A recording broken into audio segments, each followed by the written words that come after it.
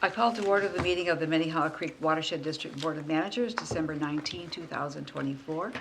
All managers are present, Manager Hejmati attending remotely. So let me take attendance here by roll call. Manager Maxwell? Here. Manager Olson? Here. Manager Loftus? Here. Manager Sando? Here. Manager Miller? Here. Manager Hejmati? Thank you. And we are all here. Beg pardon? I don't believe Manager Hejmati is in a publicly noticed location, so I think he's monitoring the meeting. Is that correct, Arun? Yes. Okay, So, not in the public. okay, great. Thank you for letting me know that. Excellent, thank you. No members of the public, so we'll move to approval of the agenda. We'll take number 13 and 14 ahead of number 12. With that change, is there a motion to adopt the agenda? Move approval. Manager Miller, is there a second? Second. Manager Maxwell? Those in favor say aye. Aye. Any opposed? On the consent agenda, we have approval of the minutes of the December 2nd board meeting, approval of the 3 check registers, the general checking account, surety checking account, and wire transfers, and 3 resolutions. 24066 is a resolution of recognition for Marvin Johnson. 067 is authorization to release an RFP for managed IT services provider. And 068 is authorization to enter into a contract with McGuff Facility Management. Is there a motion to approve the consent agenda? So moved. Thank you, Manager Sando. Is there a second? I would like to pull 7.3 for a question. 7.3, pulling that. Is there a second with that change? Second. Manager Maxwell, those in favor say aye. Aye. Any opposed? All right, you're right. Madam Chair? Yes. On the resolution for Marvin Johnson, can we do some kind of a event for him? You know, he's been such a friend of the watershed district, and not only serving the city for 45 years. I think it'd be worthwhile having him come to the meeting and make a presentation and maybe cite some of the things that he's done for us over the years. It's possible, certainly. Otherwise, James and I were talking about going to a meeting in January, coordinating with the new mayor to present it there, but we could do it here if he's. Is he having a party, a retirement party? I haven't heard news of a party yet, and I can look into that. As President White mentioned, we were thinking about attending a January council meeting to present the resolution, and then we've also ordered him a watershed plaque. So that's kind of home turf, and we'd get to introduce ourselves to council, and we could notice that if the board wanted to attend. If we want to do it here, I can give that some thought too. Well, you call a shot, because I think you got a plan here, so just as long as we do something more than just send them a copy of it. Sure, 'Cause absolutely. it's certainly worth it. Yeah, Can we all be notified of the arrangements? Yes. We can do this. sounds like a deal. I have a meeting to report, and that is that this morning I met with Commissioner Green, was able to update her on some of our projects and programs, and it was a good conversation. She's always very supportive. So the question, here's the question first. Yes, go ahead, Bill. Can I do the 7.3? Oh, I dropped it down. Oh, you dropped it. Pull it off the consent. Thank you. Sure. Don't let me forget it. Manager Miller, would you report on policy and planning committee meeting, please? We had a very robust discussion about, what's it called, the program? LWP. LW. Land and Water Partnership. Okay. About an opportunity we have to work with City of Medina on a very complex project on mitigating problems with stormwater and that ultimately flows into Jennings Bay. And the staff really did a great job presenting all the different problems that the project faced and how much work it is to get people on the same page is, don't go for the easy solutions, go for the long-term proper environmental solutions. So it's a work in progress, and but we're partnering with Bowser? No. Who's funding the? City of Medina, and then we're coordinating, we also got some funding from Bowser. Yeah, okay. We're working with City of Medina. So it's very, a lot of players, and our staff, I think, are doing a great job of making sure that we're not in conflict with anybody, but we're going to help. Thank you. Manager Olson and I both attended the Watershed's annual conference, and we're going to divide up the report back on that one. But it is absolutely true that the highlight of the conference was when James Whisker was given the Administrator of the Year award. And I had him bring it here. We could actually do a photograph, you know, to get the board and James up here to take a photo. Should we do that? Is that okay, Samantha? Okay. He looks so excited. Is he only got one? Is this the first one? He's only, they didn't give you two at once. You gotta take a picture of it because he, Oh. I'll stand in the back so I get the height. So right there.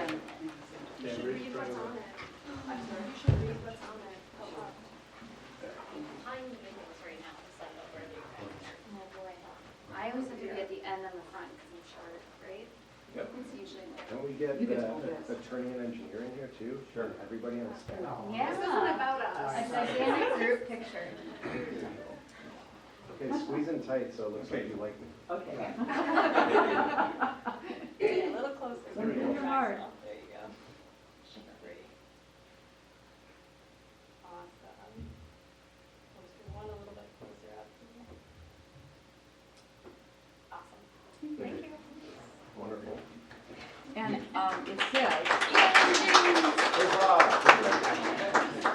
present to James Whisker in appreciation of a lifetime of support for the Minnehaha Creek Watershed District and Minnesota Association of Watershed Administrators. Thank you for your years of service and dedication. Minnesota Association of Watershed Administrators, 2024. Yay. Good job, James. Congrats. I will say, it's only been 6 years. I thought lifetime Yeah. seems premature. You've done that much work. Well, we got another announcement later.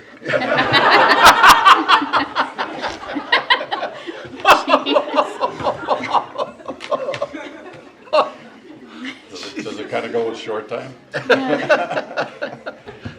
Well, it's well-deserved, and I'm really happy the staff recommended and that MAWA selected James. We've all seen, you've been sent a copy of the nomination, so I'll just hit a few of the points that were there. The award recognized balanced urban ecology and projects that we've worked on. The awards we've gotten, programs such as the Climate Action Framework and Land and Water Partnership, and I think most important of all, the personal attributes of demonstrating leadership and fostering a culture of excellence and building partnerships. So that was really a good experience.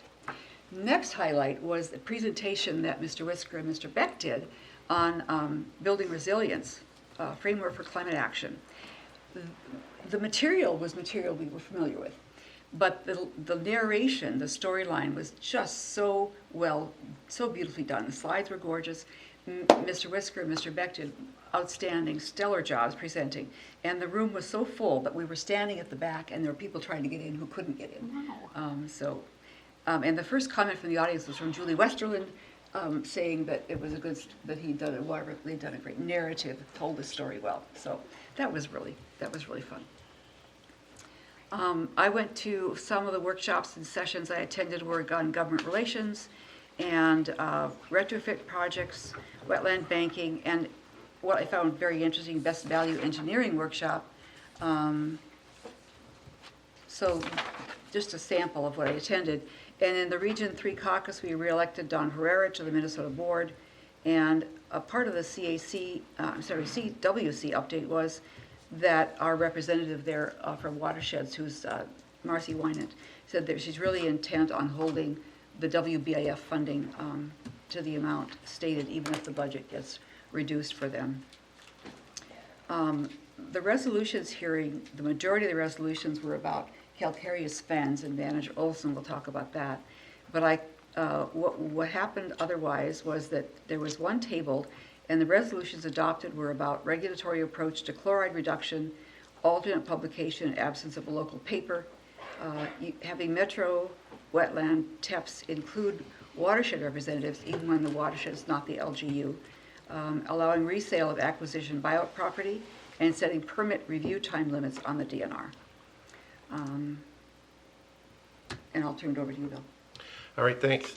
We had the last three of these conferences I've attended have actually been a lot of fun. The first time I was able to stand up there with our team, and we were Watershed of the Year. The following year, last year, we had Employee of the Year with Mike Heyman. And this time we got the Administrator of the Year. And by his peer group, that's the thing that makes it really powerful, is that all the other administrators are the people who make up MAWA. And the 5 resolutions that did pass, when we got to that portion of the meeting, passed very easily. It was very highly supported. In fact, the last one was unanimous. However, the calcareous fen discussions lasted for a very long time. And the reasons our group, we fundamentally did not support those resolutions because of a variety of reasons. But as I went through those resolutions, the tone of the resolutions were very aggressive toward the DNR. And as far as I was concerned, they're our partner, not our enemy. And there were statements in there that said that they clearly were guilty of this and they were clearly guilty. And that's not the way we do resolutions. So as we listened to the presenter over that period of an hour, we learned that a watershed had hired an engineering company to do a project. They invested over $800,000 in the project. They started work on the project, and then they got the whole thing put on stop by the DNR because of a calcareous fen that they didn't know they had in that area. So whose fault is $800,000 worth of taxpayer money being wasted? That's really what was the struggle that was being put before us. It is true that those 8 resolutions probably are correct in the sense that information needs to be clearer, timelier, notification, and all that kind of a concern. Yes, each one of those had merit, but the way that they could have been proposed were far different from the way they were proposed. So this was clearly a way of trying to recover from a pretty rough situation. And we understand that can be very awkward and very difficult for an engineering company to suffer through, but nevertheless, it did happen that way. For those of us who are familiar with these are fens that are usually at the bottom of a hillside where water goes down through calcification zones and create nutrients in the fen or in the wetland that feed many hundreds of thousands of plant and animals. And so we protect them here in Minnesota. And I don't think too many of our engineering companies have had to suffer through that type of a situation where they innocently, in a sense, did not know they were going to be shut down because of protection rules. So anyway, 2 of those, I think 2 of them did pass because they were pretty sympathetic to the situation that the presenter was in, and the rest of them went back for reevaluation and to re-wordsmith the way those resolutions could have been stated so that they're a little more compatible with our relationship with the DNR. In terms of the presentations, Sherry White is right. That room was set up for 70 people and they had over 100 show up, and there were people camping out on the floor on every square inch in that place. They were sitting on their coats and sitting on their backpacks, and it was a great presentation. Two that I went to involved learning how watersheds are tackling data management, and here we are talking about our 2D model that we're being tasked with developing here. And then using that information, one of them was a TMDL process of lake delisting. And we have an area in Minnesota where they have 6 lakes. One of them has been delisted. Another 5 are getting close. In each case, there's a different reason why they were in trouble. Some had agriculture, some didn't. But the data that has been put forth is what really drives the delisting. And so if you can accurately gather the data and manage that, you can go a long way. And we're working on delisting Lake Wasserman, so it's going to be in our best interest to have solid data to support that. With that, I'll turn it back to you. Thank you. Thank you.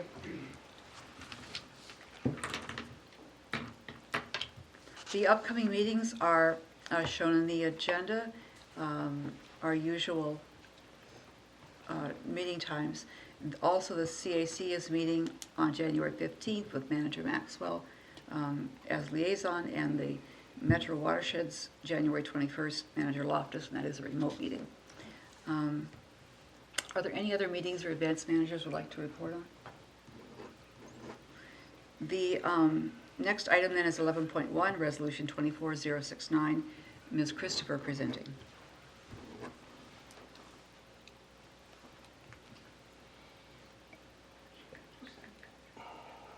Madam President, member 7.3. Thank you. I've got it written down. Thank you, though. All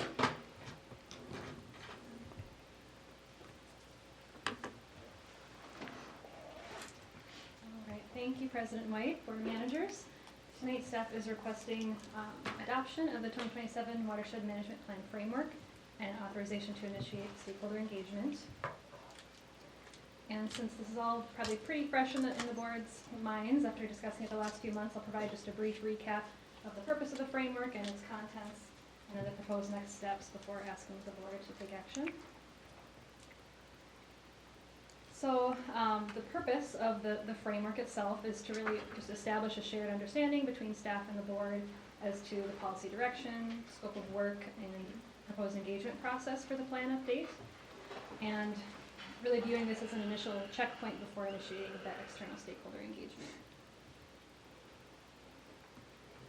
And this framework has been developed and vetted through a series of discussions with the Board of Managers over the past few months, starting with the strategic framing and primary focus for the plan in September, then digging into the scope of work in more detail in October, and finally the engagement plan in November.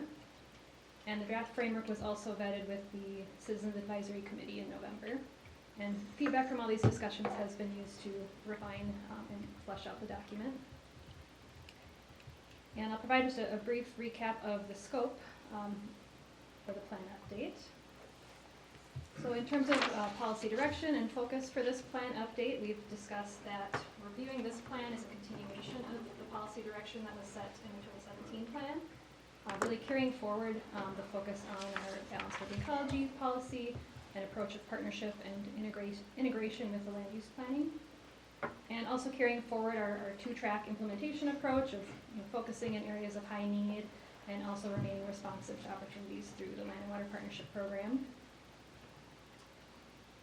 And we've also established that the primary focus, or kind of the big idea for this plan update, is the need for an integrated flood management strategy to increase the watershed's resilience to the impacts of climate change. And this focus really fits well with our BUE policy and integrated planning approach, since land use is a key driver of flood impacts and will be key to addressing and providing those solutions that are needed. And the approach for this work will be guided by the Climate Action Framework that the board adopted in late 2022. And in addition to this flood management focus, other major areas of work for the plan update include developing our next round of local geography plans, continuing to build out our Land and Water Partnership Program by identifying regional opportunity areas and coordination improvements that will allow the program to be more proactive and targeted in identifying where those high impact projects exist. And then finally, we want to develop an evaluation framework to allow us to better assess our effectiveness in achieving our goals and continuously improving. And the framework document outlines kind of the objectives and outputs and engagement needs within each of those work areas. And then at the November PPC meeting, Samantha walked through the draft stakeholder engagement plan, which is part of the framework document. And this outlines the different stakeholder groups and proposed level of engagement across the 4 areas of work, with the deepest engagement really focused around developing that flood management strategy in collaboration with city staff and policymakers and other stakeholders. The plan also, or the framework, also outlines a suite of engagement methods we will use over the next 2+ years throughout the development process that are really tailored to these different audiences and engagement levels.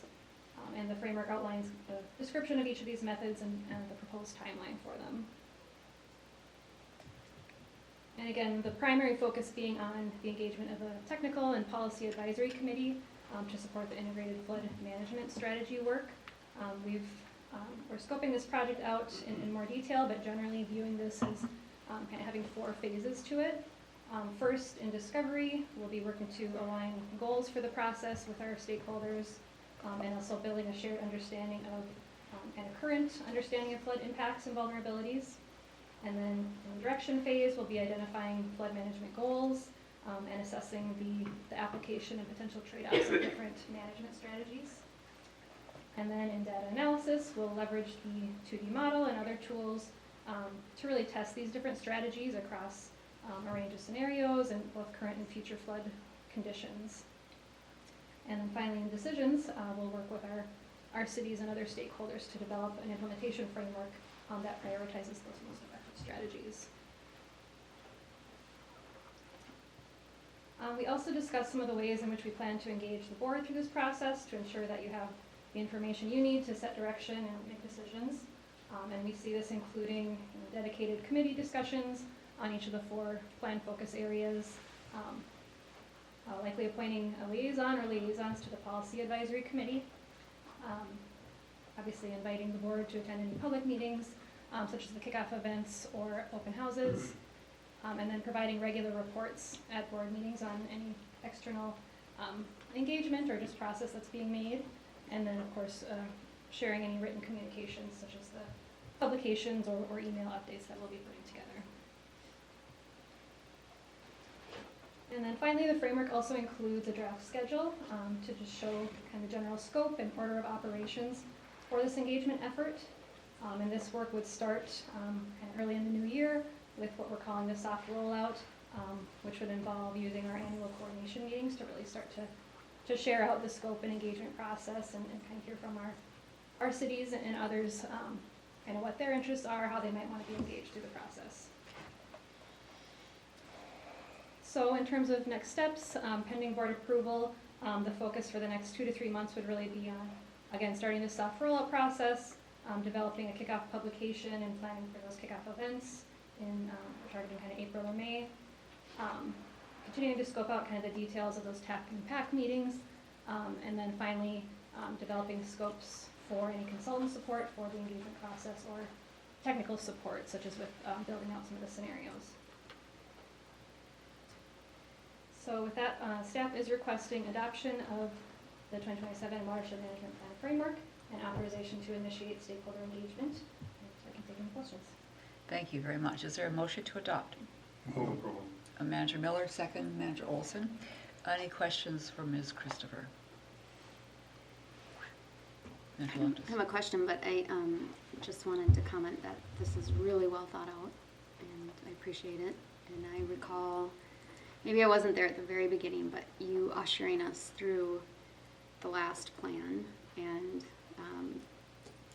I know the people who went to the conference already know we're the best district or the most fortunate district in the state, but I think we're extremely fortunate to have your in-house expertise on planning and policy and kind of leading us through this process.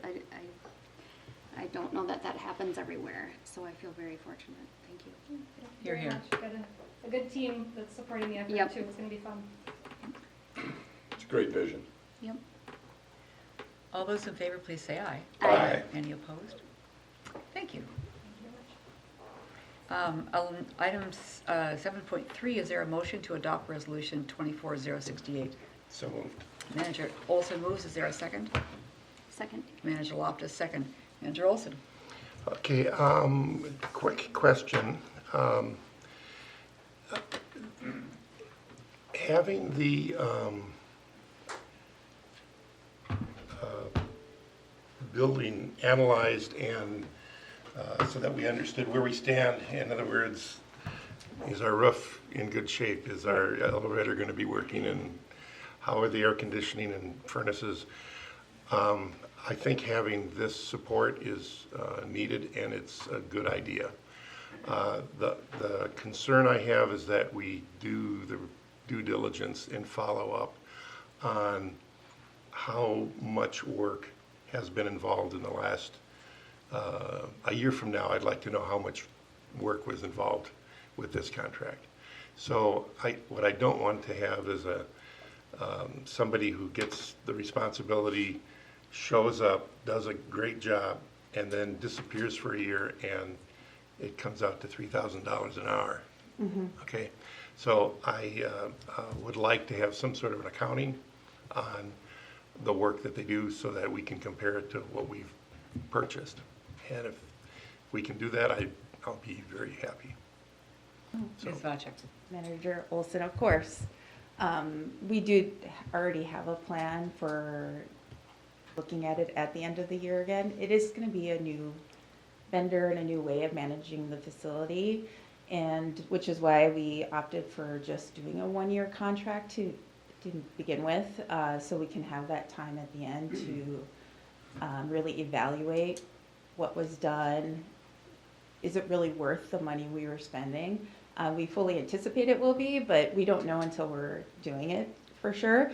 So I'd be happy to come back at the end of the year and kind of report out before we decide to renew a contract for another year, and give an accounting of what hours they spent, what we had them work on. We're really excited to have them as a resource to help us with some of these things that we've been encountering, but Right. yes, for sure. tremendous, thank you. Yeah. Any other questions? Anything else? Those in favor say aye. Aye. Any opposed? Thank you. Thank you for your questions, Manager Olson. Now we'll move to item 13. Are there any board inquiries, issues, or ideas to be brought forth this evening? We'll move then to staff update. Mr. Whisker, your report. Thank you, President White. I was going to lead off with the fact that I'm an award-winning administrator, but you stole my glory. I just have 3 simple updates for tonight. Andrew Stevenson, our permitting manager, wanted me to pass along his heartfelt gratitude and thanks to the board. He could not be here this evening, but he is stepping back from his role as a permitting manager effective next week. He's going to be focusing some time with his family. So his time with the district was quite brief, about 90 days, but we enjoyed his company. We wish him the best. And I think as we look forward, the future's bright. We have Maggie, Veronica, Abigail. They've all stepped up during their tenure, some of which preceded Andrew's. And we're going to be meeting early next week to talk about how they might continue to step up and provide continuity and leadership for the program. So I'm pretty optimistic about the future, but wanted to pass along the news. And again, thank you, Andrew, for his service and time, and wish him the best. In other news, today I was on site with our boardwalk contractor, JTS, their attorney, Mark Kemper, our engineer, SRF, and 2 of the St. Louis Park building officials. And early in the day, Mike came in, but it got too cold for Mike, and he had to come back to the office. It sounds like a story here. He's an ice fisherman, too. I was kind of disappointed. So we tested 3 sites as part of this field test. We looked at Creekside Park. So on the north side of the boardwalk, as you come in off the parking lot, there's an elevated stretch that crosses the old creek channel. There's a low-profile section of the boardwalk without the railings, but the toe kicks just south of the Public Works facility. And then on the south side of the creek, another elevated section that has steep banks is right on the edge of the creek near the apartments and the townhomes. And so just a very brief report out on how things went. We took a lot of pictures, a lot of documentation, a lot of discussion throughout the day. We were there from 7 to about 4. The first site presented some challenges with the jacking operation. So JTS, to implement the max nailing condition for the hangars, to put in new hangars, in certain conditions they are allowed to use 1 to 2 steel shims. There's some extension brackets. To implement those materials, their methods is to jack up one section, but to lift one section, because all the boardwalk's connected, you have to lift multiple sections a small amount. In the very first section of testing, because that boardwalk piece is under tension, there's curves, there's tension between the pile caps. When they jacked it up, there was some stress on the handrail, there's some timber splitting, and the whole team, including the contractor, agreed that these methods aren't going to work in this location. So the boardwalk was set back down. And so there's a lot of discussion around, is this a good plan? Do you want to continue? They forged ahead, and so they moved to the low-profile section down the way, past the Education Pavilion. That went much smoother. They were able to lift things up. They tested there the steel extension brackets. So where the joists are a little bit too short from the headers, anything greater than 5/8 of an inch, they're going to be required to close. And they can either do that with timber, which they don't want to do, or part of the field test is to test a custom part manufactured by Mytech, the bracket manufacturer. And it's essentially a steel collar that goes around the end of the joist and has 6 through lag bolts on it.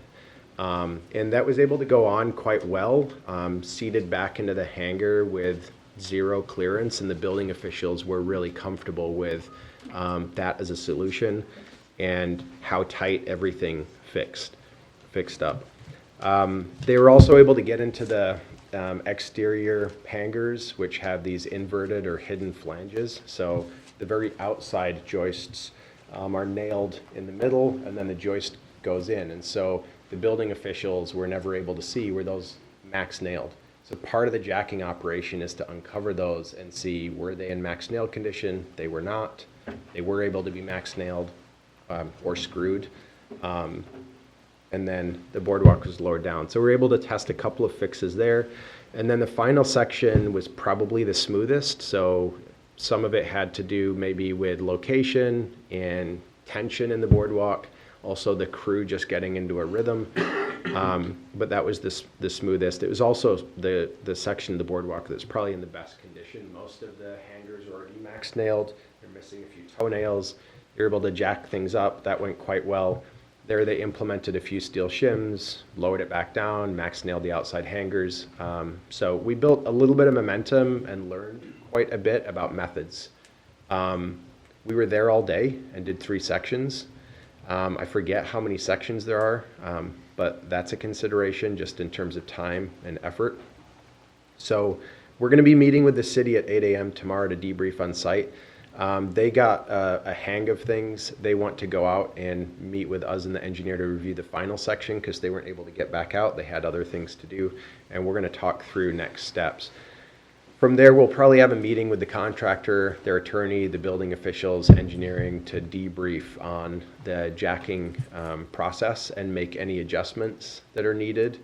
And then we'll be in discussion, the district will be in direct discussion with the contractor over after, I'm sorry, I need to take a step back.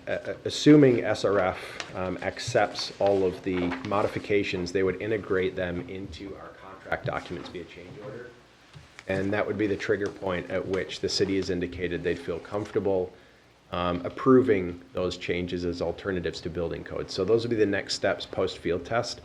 And then that puts us at the junction point of having to discuss with the contractor their readiness and willingness to implement those fixes, what that plan looks like, the timeline, when they would start, how long it will take.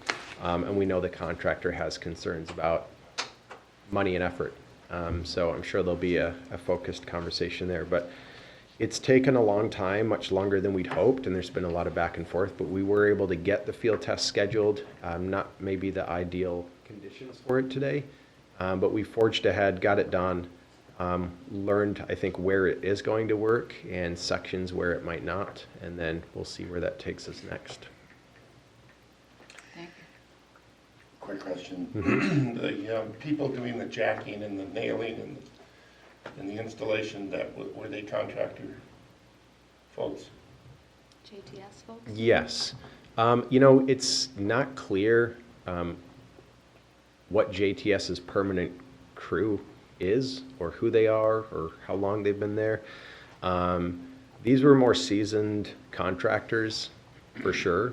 Not all of them, I don't think, are permanent JTS workers. They're affiliates, maybe from other crews that he's paying to come out and run the field test. Okay.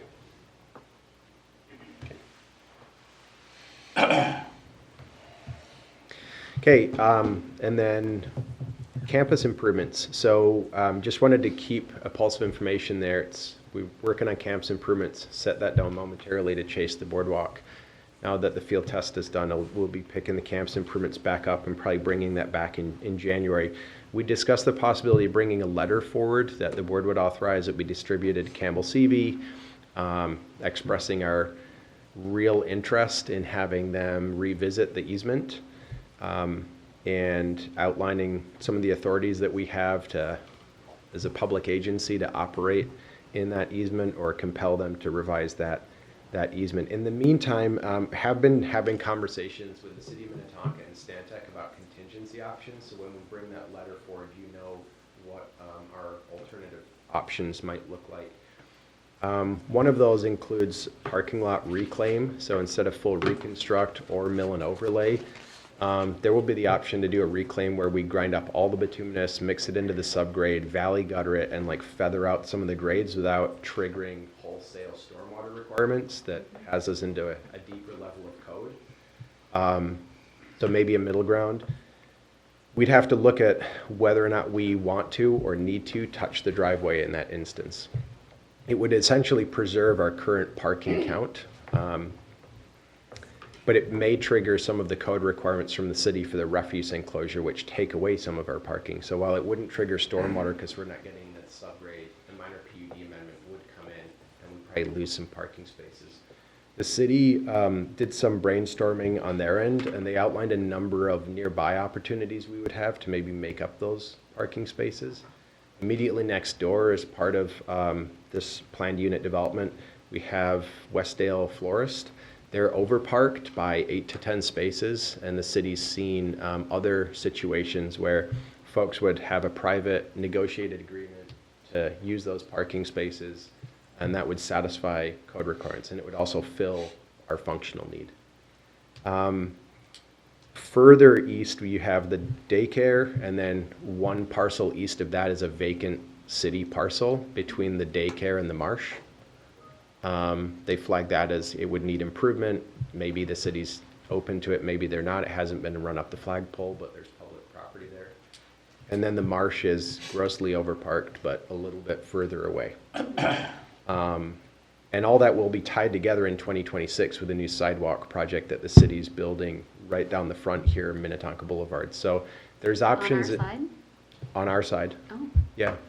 And so that'll connect us into the Marsh Trail system and the rest of the Minnetonka Trail network. So that piqued my interest, and we're going to do a little bit more thinking on that before we bring the letter back, just so that we have all the options on the table. Thank you. Can I ask a quick question? Do you think a reclaim would require us to amend the PUD in some way? The city community development staff had to do some thinking on that. They weren't 100% sure. I'm fairly confident it will not trigger the stormwater requirements because we're familiar with those and implement those. As long as you're not digging up and excavating the subgrade, you're okay. Generally speaking, I'm sure the city would probably give us a pass, but they'd really like, and I think we might too, to not have the dumpsters just free ranging it around. And so building a refuse enclosure for those might not be the worst thing to do. So There really aren't a whole lot of other code requirements, other than if we did the reclaim, we just want to make sure that we're trying to address some of the ADA issues, if we can, with grade. And that the parking aisles maintain the dimensions to city code if we can. But generally speaking, you know, as long as you're not going outside the current footprint, they're not going to give us too hard of a time. Right, okay. Will the sidewalk improvement affect the driveway?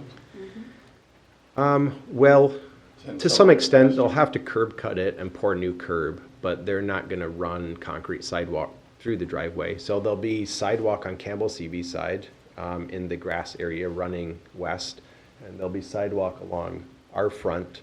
But yeah, when it hits the driveway, they'll just cut the curb and. Well, maybe we should talk to him about putting this cement driveway through sticks, An apron. A concrete apron. Apron. Yeah, I don't know what the specifics of their Well, project are they when could they do it. run that.